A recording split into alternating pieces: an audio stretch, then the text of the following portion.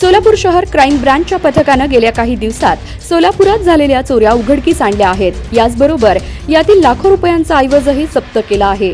यात पटवर्धन चौकातील PNG ज्वेलर्समध्ये झालेल्या चोरीचाही समावेश आहे।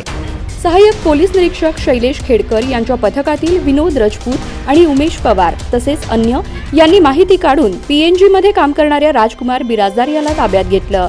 यानं दिनांक 23 जानेवारी रोजी सायंकाळी दुकानातील 71.5 ग्राम सोनं आणि 1 किलो चांदी असा 6,87,000चा ऐवज पेढीमध्ये कुणालाही न सांगता ग्राहकाच्या नावानं बुकिंग करून ताब्यात ठेवला आणि कंपनीची फसवणूक केली अशी फिर्याद येथील मॅनेजर राहुल बाकळे यांनी सदर बाजार पोलिसात दिली होती।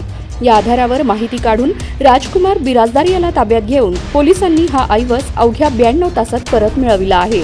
याचबरोबर या पथकानं विडी घरकुल परिसरात महेश कोठे यांच्या अंत्यदर्शनावेळी गर्दीचा फायदा घेऊन काही जणांचे मोबाईल अज्ञात चोरट्यांनी लंपास केले होते।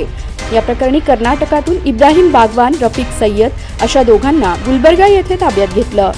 या चोरट्यांनी गड्डा यात्रेला आलेल्या व्यक्तीची मोटरसायकलही चोरून नेल्याचं तपासात उघडकीस आलं आहे। जवळपास 53,000चा ऐवज परत मिळविला आहे। अन्य 2 प्रकरणातील मोटरसायकल चोरीचे गुन्हेही उघडकीस आणले आहेत। या सर्वात मिळून जवळपास 8,41,000चा ऐवज जप्त करण्यात आलाय। क्राईम ब्रांचच्या कारवाईचं वरिष्ठ अधिकाऱ्यांनी अभिनंदन केलंय।